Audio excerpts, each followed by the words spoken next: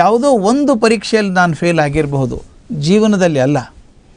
ಜೀವನದಲ್ಲಿ ಸಾವಿರಾರು ಪರೀಕ್ಷೆಗಳು ಬರ್ತವೆ, ಒಂದರಲ್ಲಿ ಹೋದರೆ ಏನು ತೊಂದರೆ ಇಲ್ಲ.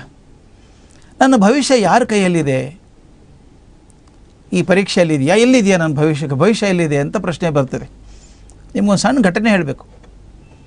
ಅಥೆನ್ಸ್ ನಗರದಲ್ಲಿ ಒಬ್ಬ ಪುಟ್ಟ ಹುಡುಗ, 7-8 ವರ್ಷ ಹುಡುಗ ರಸ್ತೆಯಲ್ಲಿ ನಡ್ಕೊಂಡು ಹೋಗ್ತಾ ಇದ್ದಾನೆ. ನಡ್ಕೊಂಡು ಹೋಗಾಗ ನೋಡಿದ ರಸ್ತೆ ಪಕ್ಕದಲ್ಲಿ ಒಂದು ಉದ್ದವಾದ ಕ್ಯೂ ಇದೆ. ಸುಮಾರು ಜನ ನಿಂತ್ಕೊಂಡಿದ್ದಾರೆ, ಒಬ್ಬರು ಹಿಂದೆ ಒಬ್ಬರು. ಇವನು ಕೇಳಿದ, ಕ್ಯೂ ಎದಕ್ಕಿದು ಅಂತ ಕ್ಯೂದಲ್ಲಿ ನಿಂತವ್ರಿಗೆ ಕೇಳಿದ. ಏನು ಕೊಡ್ತಾರೆ ಇಲ್ಲಿ ಅಂತ ಕೇಳಿದ. ಇಲ್ಲೇನು ಕೊಡಲ್ಲಪ್ಪ, ಜ್ಯೋತಿಷಿ ಬಂದಿದ್ದಾರೆ, ಕೈ ನೋಡಿ ಭವಿಷ್ಯ ಹೇಳ್ತಾರೆ, ಹಸ್ತ ಸಾಮುದ್ರಿಕರು ಅಂತ ಕರೀತಾರೆ ಅವ್ರನ್ನ, ಅವ್ರಿಗೋಸ್ಕರ ನಿಂತಿದ್ದೀವಿ, ನಮ್ಮ ಭವಿಷ್ಯ ಕೇಳಬೇಕು ಅಂತ ನಿಂತಿದ್ದೀವಿ ಅಂದರು. ಆ ಹುಡುಗಂದ ನಾನು ನಿಂತ್ಕೋತೀನಿ ಹಾಗಾದರೆ ಅಂದ. ಅವ್ರು ದೊಡ್ಡವ್ರು ಹೇಳಿದ್ರು, ಬೇಡಪ್ಪ ಸಣ್ಣ ಹುಡುಗ ನೀನು, ದೊಡ್ಡವನಾಗು ಆಮೇಲೆ ಭವಿಷ್ಯ ಕೇಳು. ಆ ಹುಡುಗ ಹೇಳಿದ, ದೊಡ್ಡವನಾದ್ಮೇಲೆ ಕೇಳಿ ಪ್ರಯೋಜನ ಏನು, ಈಗೇ ಕೇಳಬೇಕು ನನ್ನ ಭವಿಷ್ಯ ಏನು ಅಂತ, ಅದ್ರ ಪ್ರಕಾರ ಬದಲಾಯಿಸ್ಕೋಬೇಕಲ್ಲ ಜೀವನ, ನಿಂತ್ಕೊ ಅಂದರು. 1.5 ಗಂಟೆ ನಿಂತ್ಕೊಂಡ ಕ್ಯೂ, ಒಬ್ಬೊಬ್ಬರವ್ರು ಹೋಗ್ತಾಯಿದ್ರು. ಕೊನೆಗೆ ಇವನ ಪಾಳಿ ಬಂತು. ನಿಮ್ಮ ಕಣ್ಮುಂದೆ ಚಿತ್ರ ಬರಬೇಕು ಮಕ್ಕಳೇ. ಅದು ಹಸ್ತ ಸಾಮುದ್ರಿಕ ಮುಂದೆ ಕೂತಿದ್ದಾನೆ, ಈ ಪುಟ್ಟ ಮಗು ಕೈ ಚಾಚಿದ ಹಿಂಗೆ. ಹಸ್ತ ಸಾಮುದ್ರಿಕ ಒಂದಾದ್ಮೇಲೆ ಒಂದು ಕೈ ನೋಡ್ತಾ ಇದ್ದಾನಲ್ಲ, ಇದು ಯಾವುದೋ ಪುಟ್ಟ ಕೈ ಬಂತು. ನೋಡ್ದ, ಏ ಹುಡುಗ ಸಣ್ಣವನಪ್ಪ ನೀ ಹೋಗೋ, ದೊಡ್ಡವನಾದ್ಮೇಲೆ ಬಾ ಅಂದ. ಇವನು ಹೇಳ್ದ, ದೊಡ್ಡವನಾದ್ಮೇಲೆ ಪ್ರಯೋಜನ ಇಲ್ಲ, ತೊಗೊಂಡು ಏನು ಮಾಡಿ ದೊಡ್ಡವನಾದ್ಮೇಲೆ, ಈಗ ಹೇಳಿ ನಾನು ಮುಂದೆ ಏನಾಗ್ತೀನಿ ಅಂತ. ಹಸ್ತ ಸಾಮುದ್ರಿಕ ಕೈ ನೋಡಿದ, ಆಶ್ಚರ್ಯ ಆಯಿತು.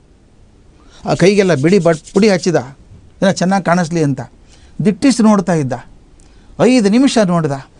ಆ ಹುಡುಗನಿಗೆ ಹೇಳ್ದ, ಏನು ಕೈಯೋ ಹುಡುಗ ನಿಂದು, ಇಂಥ ಕೈ ನೋಡಿಲ್ಲಪ್ಪ ಇದುವರೆಗೂ ನಾನು ಜೀವನದಲ್ಲಿ, ಅದ್ಭುತವಾದ ಕೈ ಇದು, ಕೈ ಚಕ್ರವರ್ತಿ ಕೈಯೋ, ಇದು ಚಕ್ರವರ್ತಿ ಆಗಬೇಕಾದ ಹುಡುಗ ನೀನು. ಆದರೆ ಏನು ಮಾಡೋದು, ಇದು ಒಂದು ಗೆರೆ ಇಲ್ಲ ನೋಡಿ ನಿನಗೆ, ಇದೊಂದು ಗೆರೆ ಇದ್ದರೆ ನೀನು ಖಂಡಿತ ಚಕ್ರವರ್ತಿನೇ ಆಗಬೇಕು, ಬೇರೆ ದಾರಿ ಇಲ್ಲ ನಿನಗೆ. ಆದರೆ ಏನು ಮಾಡೋದು, ಗೆರೆ ಇಲ್ಲಲ್ಲ, ನೀನು ದೈವ ಇಲ್ಲ ಅಂದ. ಆ ಹುಡುಗ ಚಕ್ ಅಂತ ಎದ್ದು ನಿಂತ್ಕೊಂಡ. ಆ ಜ್ಯೋತಿಷಿ ನೋಡ್ತಿರೋ ಹಾಗೆ ಜೇಬಿನಿಂದ ಒಂದು ಹರಿತವಾದ ಚಾಕು ತೆಗೆದ. ಎಲ್ಲಿ ಬೇಕು ಹೇಳಿ ಗೆರೆ ಅಂದ. ಎಲ್ಲಿ ಬೇಕು ಗೆರೆ, ಇಲ್ಲ ಅಂತ ಕರ್ರಂತ ಕೊರ್ಕೊಂಬಿಟ್ಟ ಕೈಗೆ, ಚಿಲ್ ಅಂತ ರಕ್ತ ಚಿಮ್ತು. ಜ್ಯೋತಿಷಿ ಗಾಬರಿಯಾಗಿ ಬಾಯಿ ತೆಗೆದು ನೋಡ್ತಾ ಇದ್ದಾನೆ. ಕೈಯಿಂದ ರಕ್ತ ತೊಟ್ಟಿಗ್ತಾ ಇದೆ, ಆ ಚಾಕುದಿಂದ ರಕ್ತ ತೊಟ್ಟಿಗ್ತಾ ಇದೆ, ಆದರೆ ಹುಡುಗನ ಕಣ್ಣಲ್ಲಿ ಮಿಂಚು ಕಮ್ಮಿ ಆಗಿಲ್ಲ.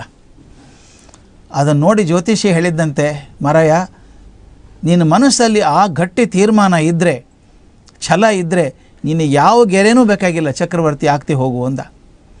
ಆ ಹುಡುಗ ಮುಂದೆ ಬೆಳೆದು ಅಲೆಕ್ಸಾಂಡರ್ ದ ಗ್ರೇಟ್ ಅಂತ ಅದ. ತಾವು ಕೇಳಿದ್ದೀರಿ, 36ನೇ ವಯಸ್ಸಿಗೆ ಅರ್ಧ ಪ್ರಪಂಚವನ್ನೇ ಗೆದ್ದಂಥ ಅಲೆಕ್ಸಾಂಡರ್ ಗ್ರೇಟನ್ ಕಥೆ ಇದು. ಕೈಯಲ್ಲಿ ಗೆರೆ ಮುಖ್ಯ ಅಲ್ಲ, ಮನಸ್ಸಲ್ಲಿರುವಂಥ ನಂಬಿಕೆ, ಶ್ರದ್ಧೆ ಮುಖ್ಯ.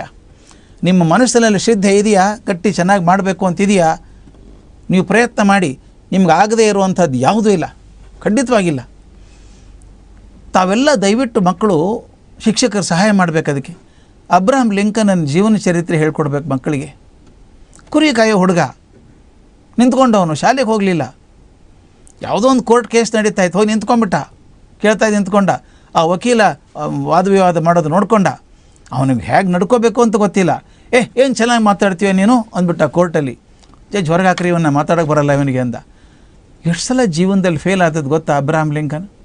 ಪ್ರತಿಯೊಂದು ಪ್ರಯತ್ನ ಮಾಡಿದಾಗ ಫೇಲ್ ಆದದ್ದೇ. ಆದರೆ ಕೊನೆಗೊಂದು ಪ್ರೆಸಿಡೆನ್ಷಿಯಲ್ ಇಲೆಕ್ಷನ್, ಅಮೇರಿಕಾದ ರಾಷ್ಟ್ರಪತಿ ಹುದ್ದೆಗೆ ಇಲೆಕ್ಷನ್ನಲ್ಲಿ ಗೆದ್ದುಬಿಟ್ಟು ಪ್ರಪಂಚದ ಅತ್ಯಂತ ಶ್ರೇಷ್ಠ ರಾಷ್ಟ್ರಪತಿಗಳಲ್ಲಿ ಒಬ್ಬರಾಗಿ ಹೋದ್ರಲ್ಲ ಅಬ್ರಹಾಂ ಲಿಂಕನ್. ನೆನೆಸ್ಕೋಬೇಕು ನೀವು. ಅದರಿಂದ ಒಂದು ಸೋಲಲ್ಲ, ಸೋತಾಗ ಮನಸ್ಸನ್ನು ಕುಗ್ಗಿಸ್ಕೊಳ್ಳೋದು ಸೋಲು. ಚಿಂತೆ ಮಾಡಬೇಡಿ, ತಯಾರಿ ಮಾಡ್ಕೊಳ್ಳಿ. ಹೇಗಾದರೂ ಓದಿದ್ದೀರಿ, ಈಗ ನಿಮಗೆ ಸಮಯ ಸಿಕ್ಕಿದೆ ಚೆನ್ನಾಗಿ ಓದ್ಕೊಳ್ಳೋಕ್ಕೆ. ಯಾವ ವಿಷಯ ಚೆನ್ನಾಗಿ ಓದ್ಕೊಂಡಿಲ್ಲ, ಅರ್ಥ ಆಗಿಲ್ಲ ಅನ್ನೋದನ್ನು ಶಿಕ್ಷಕರ ಹತ್ರ ಕೂತ್ಕೊಂಡು ಕಲ್ತ್ಕೊಳ್ಳಿ. ಚೆನ್ನಾಗಿ ಓದಿ ಗಟ್ಟಿ ಮನಸ್ಸು ಮಾಡ್ಕೊಳ್ಳಿ. ಒಂದು ಪ್ರಶ್ನೆ ಕೇಳಬೇಕು ಮಕ್ಕಳೇ, ನಾ ಎಲ್ಲರಿಗೂ, ಇದು ಯಾರ ಜೀವನ ಯಾರ್ದು? ನಿಮ್ಮ ತಾನೇ?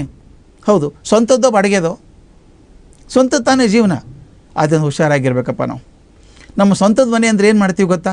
ಒಳ್ಳೆ ಬಣ್ಣ ಹಚ್ತೀವಿ, ಒಳ್ಳೆ ಚಿತ್ರ ಹಾಕ್ತೀವಿ ಮನೆಯಲ್ಲಿ ಒಂದು ಚೂರು ಕಸ ಇಡಲ್ಲ, ತೆಗೆದು ಹೊರಗೆ ಹಾಕ್ತೀವಿ ಅಲ್ವಾ? ಇದು ನಿಮ್ಮ ಜೀವನ ಅಂದರೆ ಅದನ್ನು ಹಾಗೆ ಇಟ್ಕೋಬೇಕಲ್ವಾ? ಚೆಂದ ಇಟ್ಕೋಬೇಕು. ಒಳಗಿನ ಕಸ ತೆಗೆದು ಹೊರಗಡೆ ಹಾಕಬೇಕು. ನನಗಾಗೋಲ್ಲ ಅನ್ನೋವಂಥ ಕಸ ಹೊರಗೆ ಹಾಕಬೇಕು. ಅಯ್ಯೋ ನನ್ನ ಕಡೆಯಿಂದ ಆದೀತೆ ಅಂತ ಅಪನಂಬಿಕೆಯನ್ನು ಹೊರಗೆ ಹಾಕಬೇಕು. ಅಯ್ಯೋ ನಮ್ಮಿಂದ ಏನು ಆದೀತು ಅಂತ ಪ್ರಶ್ನೆಗಳನ್ನು ಹೊರಗೆ ಹಾಕಬೇಕು. ನನಗಾಗಲಾರ್ದು ಏನು ಯಾರಿಗಾಗಬೇಕು? ಅಂತ ಹಠ ಹಿಡಿದು ಕೂತ್ಕೊಳ್ಳಿ. ಯಾಕಾಗಲ್ಲ ನೋಡೋಣ. ದಯವಿಟ್ಟು ಈ ಇರೋ ಸಮಯವನ್ನು ಪ್ರತಿ ಕ್ಷಣವನ್ನು ಚೆನ್ನಾಗಿ ಬಳಸಬೇಕು.